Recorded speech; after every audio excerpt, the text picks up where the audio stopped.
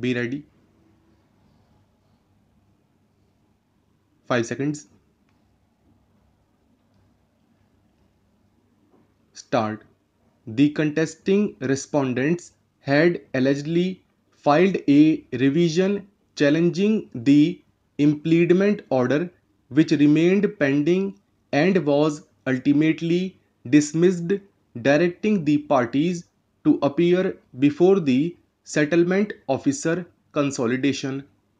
A transfer application was also moved by the petitioners before the Consolidation Commissioner, and the appeal was ultimately decided on 30/8, 2010, setting aside the order of the Consolidation Officer and remanding the matter back to him for decision afresh. It is this order which was assailed by way of two revisions, and the same have been dismissed wide order dated 31/1/2011 impugned herein.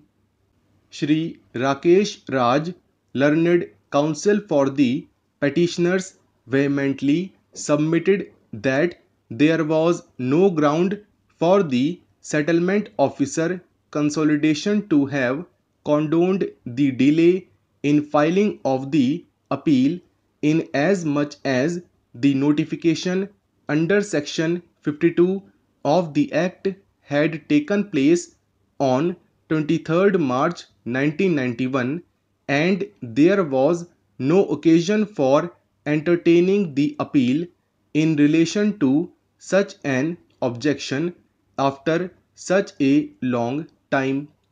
He further contends that the alleged compromise was a valid compromise, and it had also been signed by the respondent number 5.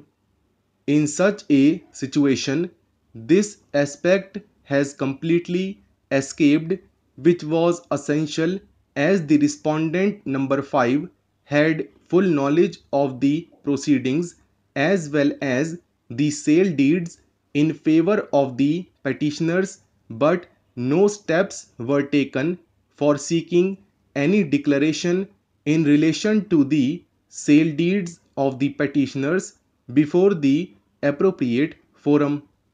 He further contends that the name of the petitioners had already been entered into revenue records under the orders of the Tehsildar, which have not been challenged, and therefore the petitioners have acquired a legal right over the land in dispute, which cannot now be reopened by the consolidation officer on the basis of the remand order.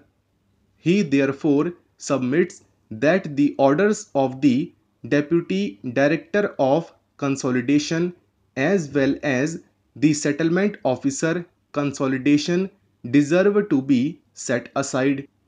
Shri Rakesh Raj further contends that the revision has been dismissed, treating the order of the settlement officer consolidation to be not final between the parties as an interlocutory order, which is also an erroneous approach in law, and so far as the aforesaid observation of the Deputy Director of Consolidation is concerned, the order of the Settlement Officer Consolidation is not an interlocutory order. It is evident that there was no substantial delay on the part of the contesting respondents, inasmuch as the order which was sought to be set aside in appeal was dated 19/8/1997. In such a situation, the settlement officer consolidation was perfectly justified in condoning the delay and entertaining the appeal. On the merits of the claim, it is evident that a compromise was being made, the basis for the order dated 19/8/1997.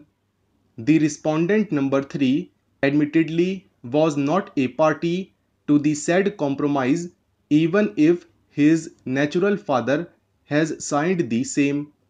The respondent number 3 was not claiming his rights through his natural father, but on account of his share being the alleged adopted son.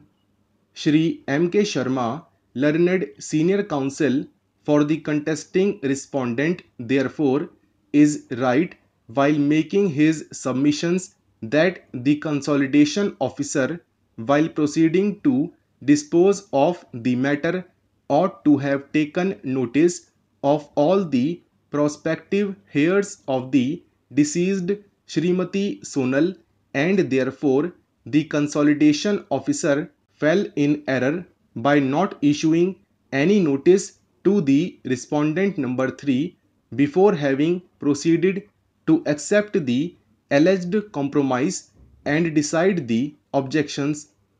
The other contention of Shri Sharma has also to be accepted, in as much as on the point of delay the order itself was passed by the consolidation officer on 19/8/1997, long after the denotification. The issue raised by the learned counsel for the petitioners, that the matter has been decided much after the denotification in 1991, has therefore no substance.